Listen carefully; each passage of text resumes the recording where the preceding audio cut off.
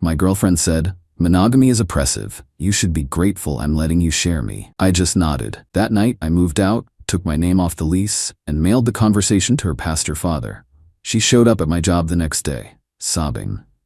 Hey viewers, real quick, only 8% of you watching are subscribed, and the channel's kind of stuck right now. If you enjoy these stories, hitting that subscribe button would really help us keep going. Thanks. 3 weeks ago, my girlfriend of 2 years casually announced she was going to start sleeping with other people. Still can't believe how matter-of-factly she delivered the news, like she was telling me she'd changed her hair color or something. Chloe and I had been living together for 8 months. Everything seemed solid between us, or at least I thought it was. We'd moved into a nice 2-bedroom apartment downtown, both our names on the lease, talked about maybe getting engaged next year. Normal relationship progression stuff. Monday evening, October 14th, changed everything in about 10 minutes flat. I got home from work around 6:30 to find Chloe sitting at the kitchen table with her laptop open, surrounded by printouts and notebooks like she was preparing for some kind of presentation. She had this serious, determined look on her face that told me she'd been thinking about something all day. "Hey babe, what's all this?" I asked, grabbing a beer from the fridge. "I've been doing some reading about relationship structures and modern connection philosophy. I need to talk to you about something important."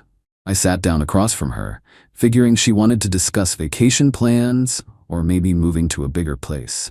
The kitchen table was covered with articles about polyamory, open relationships, and something called ethical non-monogamy. "Okay, what's on your mind?" Chloe took a deep breath like she was about to deliver a rehearsed speech.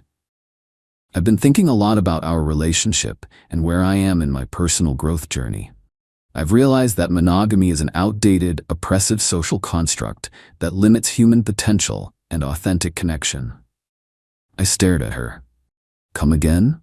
Traditional monogamy was created by patriarchal societies to control women's sexuality and treat people like property. It's not natural or healthy for evolved individuals. She was completely serious. No joking, no testing my reaction, just matter-of-fact delivery like she was explaining basic math.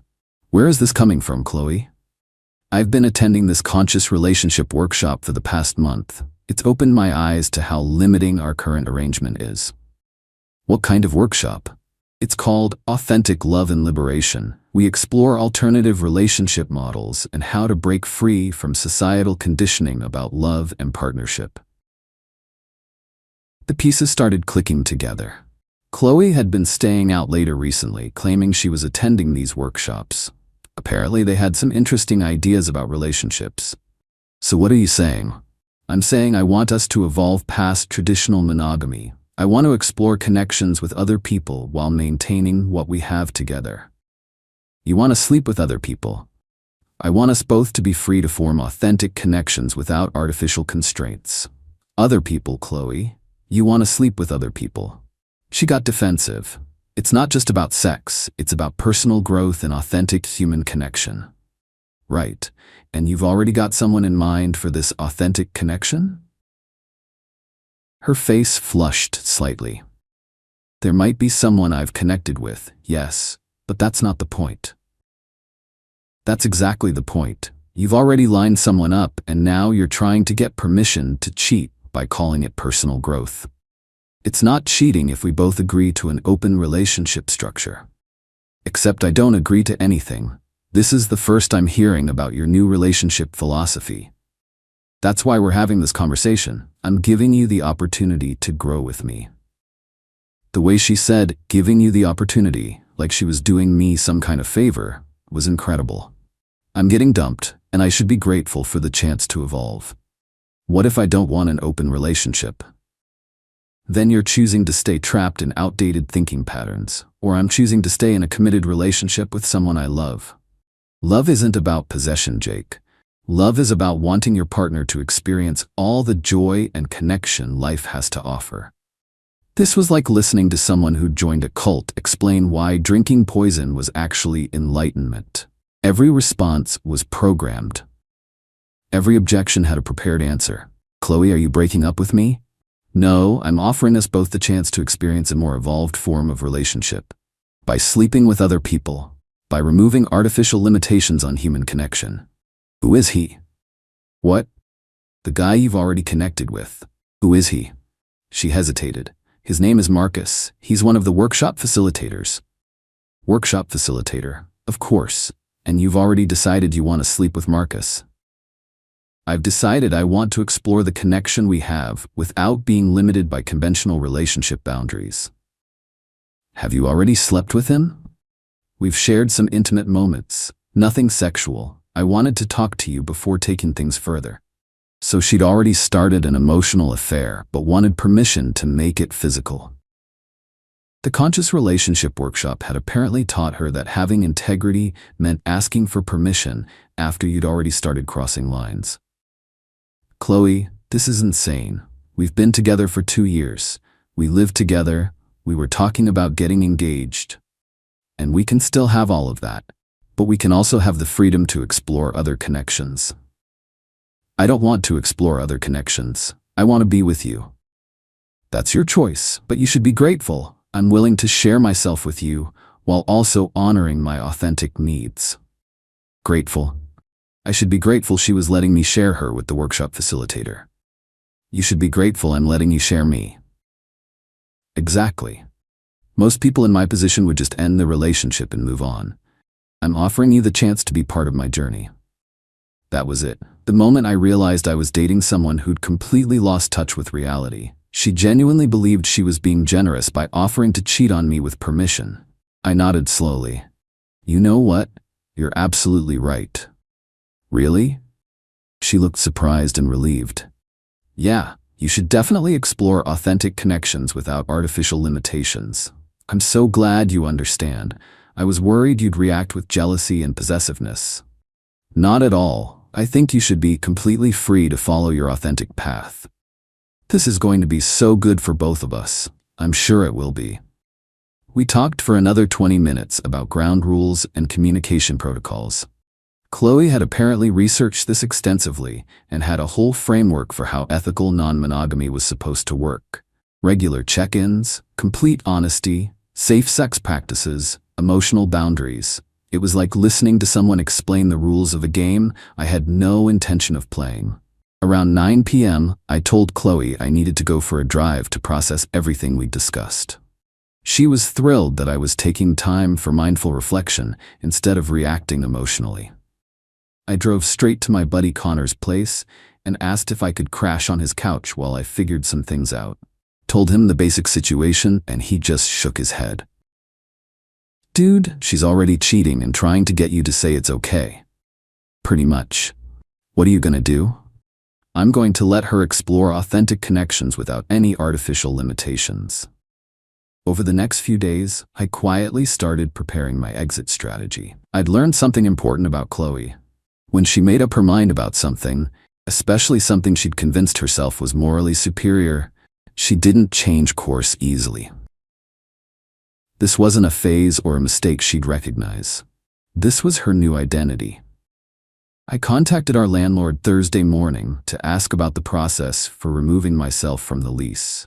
He explained I'd need to give 30 days written notice and find someone to take over my portion, or Chloe would need to qualify for the lease on her own income.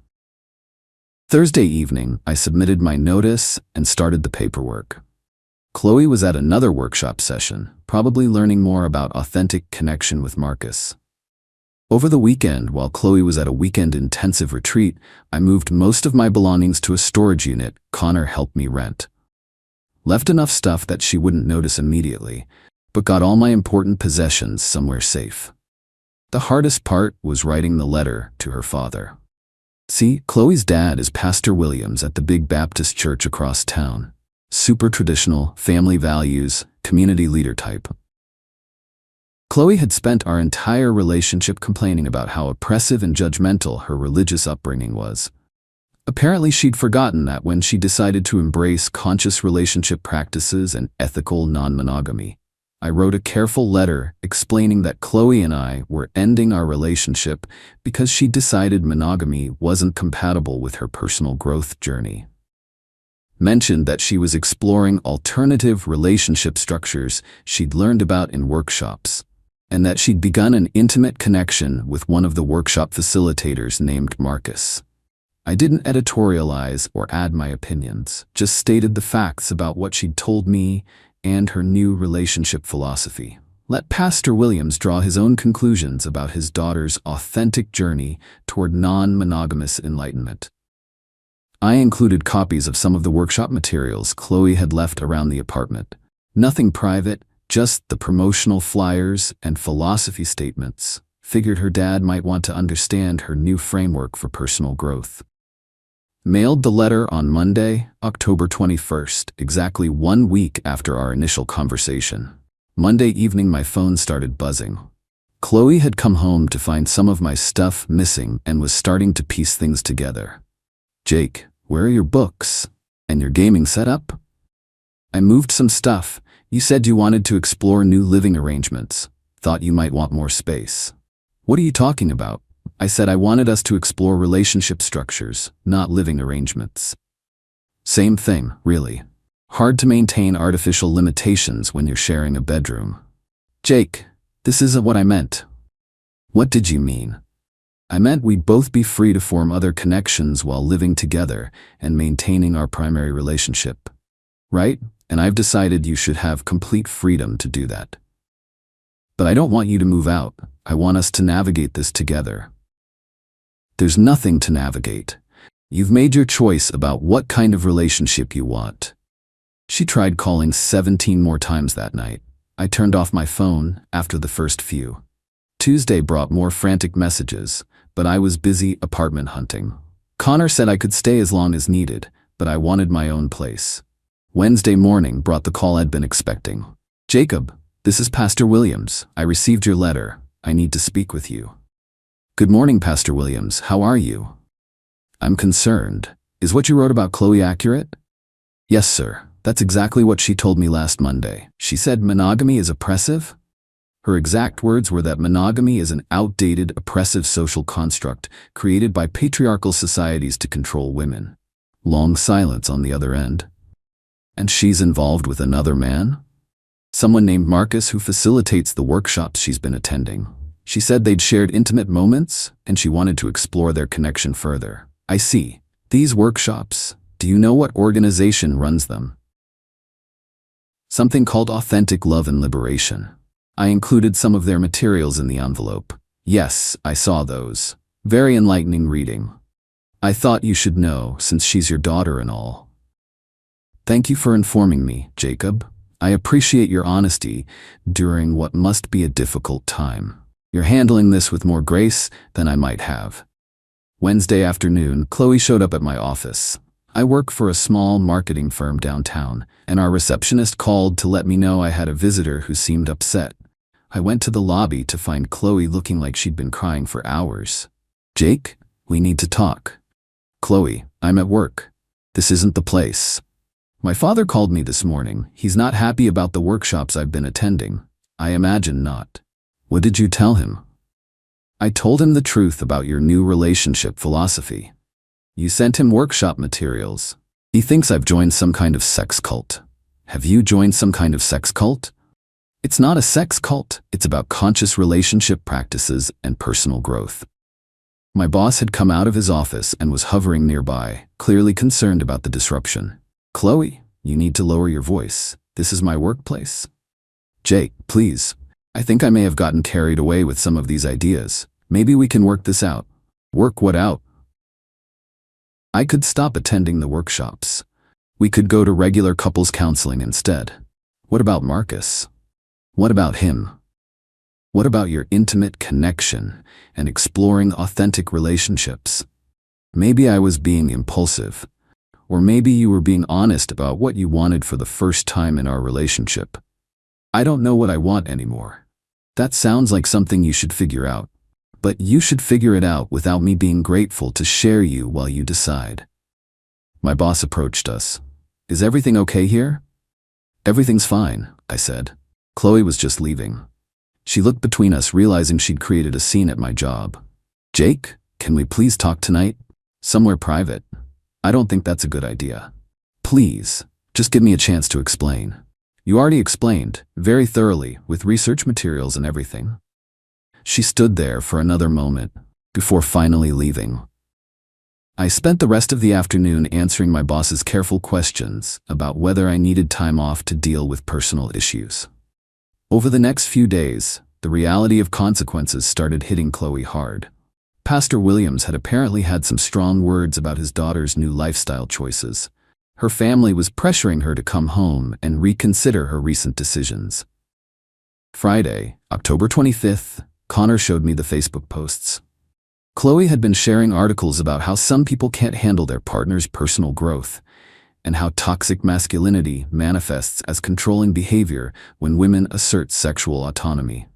The posts got increasingly desperate over the weekend, with vague references to people who claim to love you but abandon you when you need support most. Monday morning, October 28th, Pastor Williams called again. Jacob, I wanted to update you on the situation. How is Chloe doing? She's coming home this week. She's decided to step back from these workshops and take some time to reconsider her recent choices. That's probably wise. She's also asked me to reach out to you. She wants to apologize for how she handled things. I appreciate that, but there's nothing to apologize for. She was honest about what she wanted. And what did she want? Freedom to explore connections with other people, while keeping me as a backup option in case the exploration didn't work out. I see. And you weren't interested in that arrangement? No, sir. I believe relationships work best when both people are committed to each other exclusively. As do I. You're a good man, Jacob. I'm sorry my daughter put you through this. She's young and was exploring new ideas. Sometimes that's how people figure out what they really value. Tuesday evening, Chloe called me directly for the first time in over a week. Jake, I've been doing a lot of thinking. Okay. I think I got caught up in some ideas that weren't really me. The workshop facilitator, Marcus, he was very persuasive about these relationship concepts. Persuasive how? He made it seem like monogamy was this oppressive thing holding me back from personal growth. But now I'm wondering if he was just trying to manipulate me into a situation that benefited him. What makes you think that?